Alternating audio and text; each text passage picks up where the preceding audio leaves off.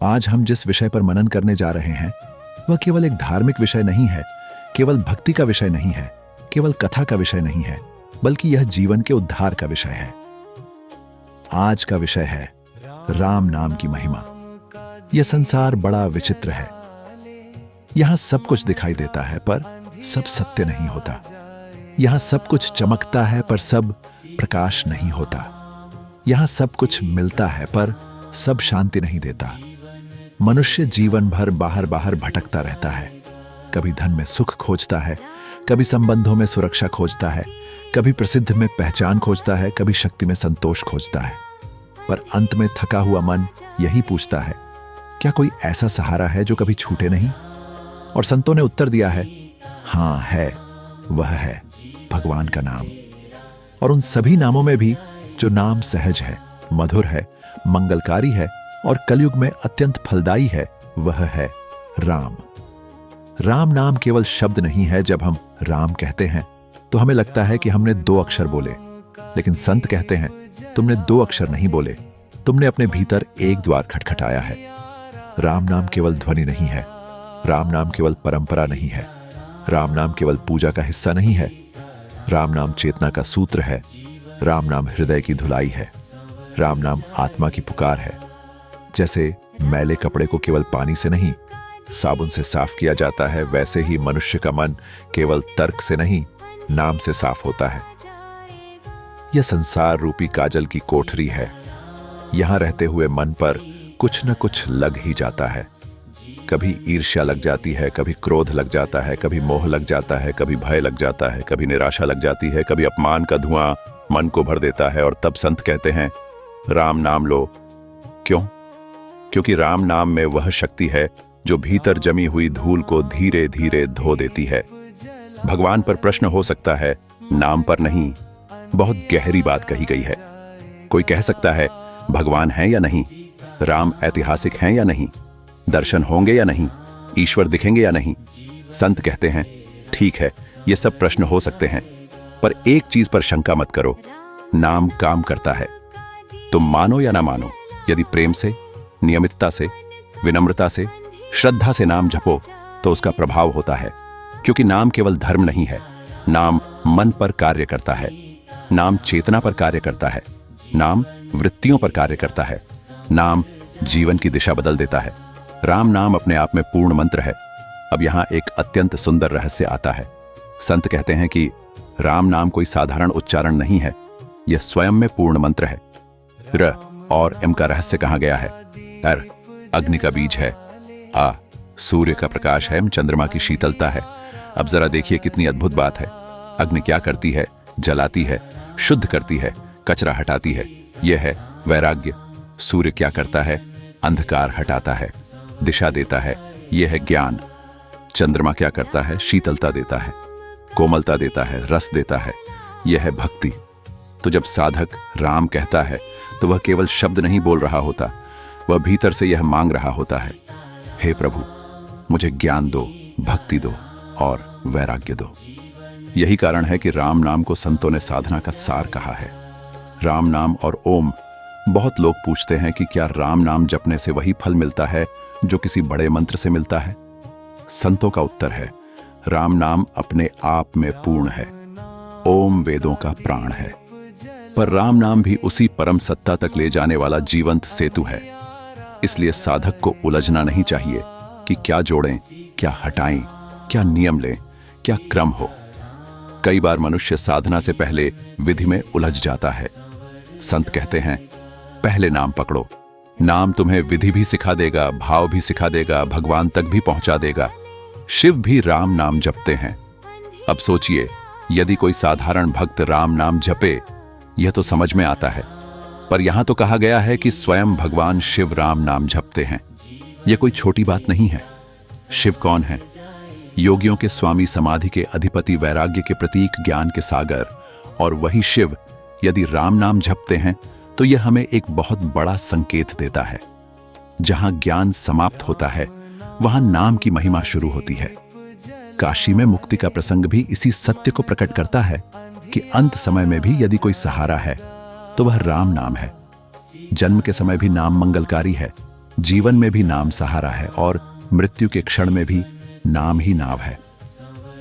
वाल्मीकि का परिवर्तन, यही है नाम की शक्ति। अब जरा उस प्रसंग को याद कीजिए जो हर साधक के लिए आशा का दीपक है। वाल्मीकि जी पहले आर्षि नहीं थे, वे पहले महाकवि नहीं थे, वे पहले संत नहीं थे, वे एक सामान्य नहीं बल्कि पतित जीवन जी रहे थे। पर संतों ने उन्हें क्या दिया? कोई बड़ा दर्शन नहीं, कोई जटिल योग नहीं, कोई कठिन शास्त्र नहीं, उन्हें दिया गया नाम। वे राम नहीं बोल पाए तो उन्हें मरा मरा जपने को कहा गया। और देखिए, संतों की करुणा और नाम की महिमा, वही मरा मरा पलटकर राम राम बन गया। यहां बहुत गहरी शिक्षा छिपी है। शिक्षा क्या है? भगवान तुम्हारी परिपूर्णता नहीं देखते, तुम्हारी दिशा देखते हैं। तुम सही से बोलो या टूटे हुए मन से बोलो, तुम रोते हुए बोलो या थके हुए मन से बोलो, यदि तुम सच्चाई से पुकारते हो तो नाम तुम्हें बदलना शुरू कर देता है। वाल्मीकि डाकू से आर्षि बने, हिंसा से काव्य तक पहुंचे, अंधकार से रामायण तक पहुंचे। तो साधक को कभी यह नहीं सोचना चाहिए मैं बहुत गिरा हुआ हूं, मुझसे क्या होगा। नहीं, नाम से सब हो सकता है। राम नाम दुख को भी प्रसाद बना देता है। यहां एक अत्यंत मार्मिक बात आती है। कहा गया है कि जैसे शिव ने कालकूट विष को भी राम नाम के प्रभाव से धारण किया, वैसे ही जीवन के विष भी नाम के प्रभाव से सहनीय हो जाते हैं। अब जीवन के विष क्या हैं? अपमान, विश्वासघात, अकेलापन, असफलता, बीमारी, मानसिक बोझ, प्रियजनों का बिछोह, अपने ही मन का अंधकार, ये सब जीवन के कालकूट हैं। राम नाम का अर्थ यह नहीं कि जीवन में कोई कठिनाई नहीं आएगी। राम नाम का अर्थ यह भी नहीं कि जो चाहोगे वह तुरंत मिल जाएगा। राम नाम का सच्चा अर्थ है दुख रहेगा पर दुख तुम्हें तोड़ेगा नहीं।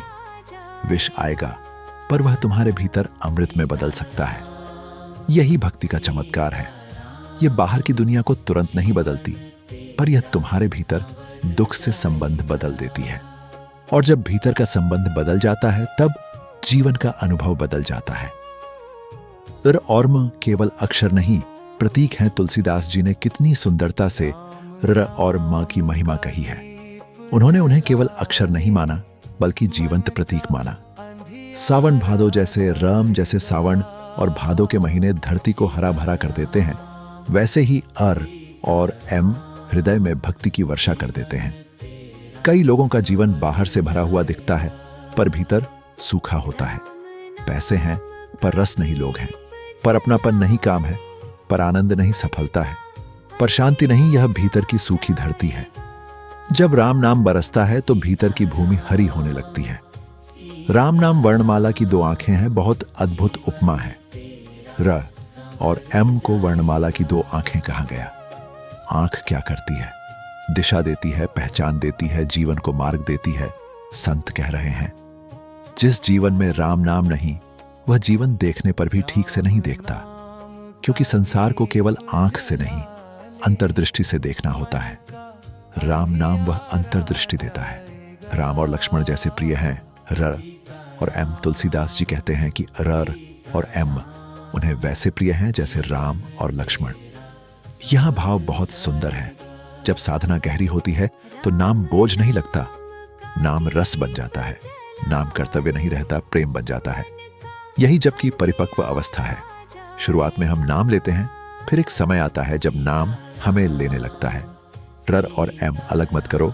एक और गहरा संकेत दिया गया है कि र और एम को अलग अलग मत करो, दोनों को साथ जपो। इसका केवल भाषाई अर्थ नहीं है, आध्यात्मिक अर्थ भी है, क्योंकि साधना में भी अक्सर मनुष्य टूट जाता है। कभी ज्ञान है, भक्ति नहीं, कभी भक्ति है। स्थिरता नहीं, कभी वैराग्य है। करुणा नहीं, कभी पूजा है, पर अनुभव नहीं राम नाम में। यह सब एक हो जाता है। राम नाम भीतर बिखरी हुई शक्तियों को जोड़ देता है। नाम और रूप का रहस्य। अब हम अध्याय के सबसे गहरे भाग में आते हैं। बड़ा कौन है, भगवान का नाम या भगवान का रूप? संतों ने बहुत संतुलित उत्तर दिया। उन्होंने कहा, दोनों जुड़े हैं, दोनों में प्रेम है, दोनों एक दूसरे से अलग नहीं, लेकिन साधक के लिए नाम अधिक सुलभ है। क्यों? क्योंकि रूप हर समय उपलब्ध नहीं है, दर्शन हर समय नहीं होते, अनुभव हर समय नहीं होते। पर नाम, नाम हर समय उपलब्ध है। तुम मंदिर में हो या बाजार में, तुम यात्रा में हो या बीमारी में, तुम रो रहे हो या मुस्कुरा रहे हो, तुम्हारे पास नाम हमेशा है। इसलिए संत कहते हैं, रूप न मिले तो नाम पकड़ लो, नाम तुम्हें रूप तक पहुंचा देगा। नाम पुकारने से रूप आ जाता है, यह भक्ति मार्ग का बहुत सूक्ष्म अनुभव है। यदि कोई प्रिय व्यक्ति सामने न हो और हम उसका नाम सुन लें तो उसका चेहरा मन में आ जाता है। ठीक वैसे ही यदि हम प्रेम से राम पुकारें तो धीरे धीरे राम का रूप हृदय में उभरने लगता है। पहले केवल शब्द होता है, फिर भाव आता है, फिर छवि आती है, फिर उपस्थिति आती है, फिर एक दिन साधक कहता है, अब नाम केवल नाम नहीं रहा, उसमें कोई जीवित करुणा उतर आई है। यही जप की कृपा है। रूप की पहचान भी नाम से होती है, बहुत गहरी और व्यावहारिक बात कही गई है। यदि कोई वस्तु हमारे हाथ में हो और हम उसका नाम न जानते हो तो पहचान अधूरी रहती है। इसी प्रकार यदि भगवान सामने हो और हम उन्हें पहचान न पाएं तो कारण क्या है? नाम की कमी। जनकजी, हनुमान जी और अन्य प्रसंगों के माध्यम से यह समझाया गया है कि नाम रूप को पहचान देता है। यानी केवल दर्शन पर्याप्त नहीं, नाम का बोध भी चाहिए। राम नाम सगुण से निर्गुण तक ले जाता है। अब यह अध्याय अपने उच्चतम शिखर पर पहुंचता है। कहा गया है कि राम नाम केवल मूर्ति तक नहीं ले जाता, केवल कथा तक नहीं ले जाता, केवल भाव तक नहीं ले जाता। राम नाम साधक को सगुण से निर्गुण तक ले जा सकता है। पहले क्या होता है? साधक जप करता है, उसके हृदय में राम का सुंदर रूप उभरता है। मुकुट, धनुष बाण, करुणा, सौम्यता, मर्यादा, यह सगुण अनुभव है। फिर क्या होता है?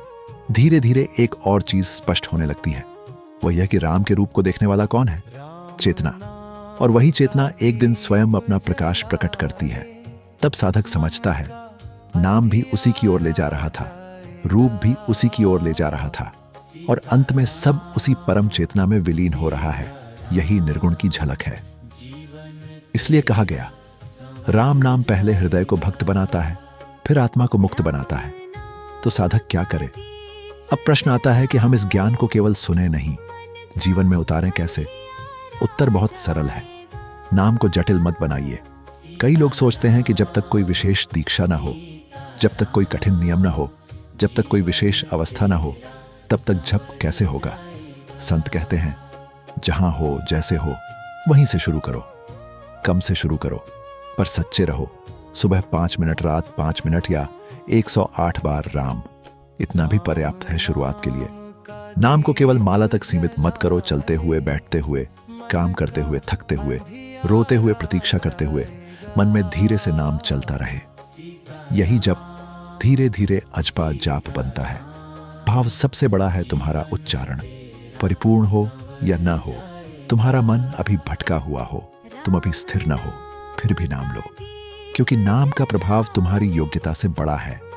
आज की दुनिया में सबसे बड़ी बीमारी केवल तनाव नहीं है, सबसे बड़ी बीमारी केवल अवसाद नहीं है, सबसे बड़ी बीमारी केवल अकेलापन नहीं है, सबसे बड़ी बीमारी है भीतर से ईश्वर से कट जाना। और राम नाम उसी कटाव को जोड़ता है।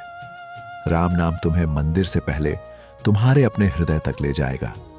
राम नाम तुम्हें भीड़ से पहले तुम्हारे भीतर की शांति तक ले जाएगा। राम नाम तुम्हें धर्म से पहले दिव्यता तक ले जाएगा।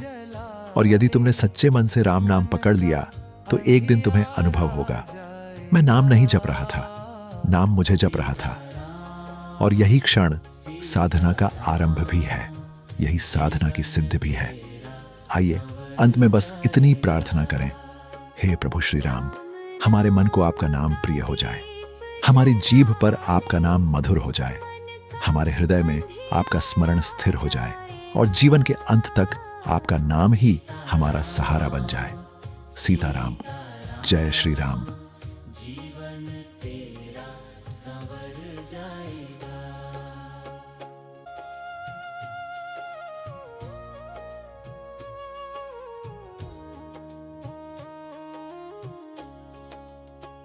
राम नाम का दीप जला ले, मन का अंधियारा जाएगा। सीताराम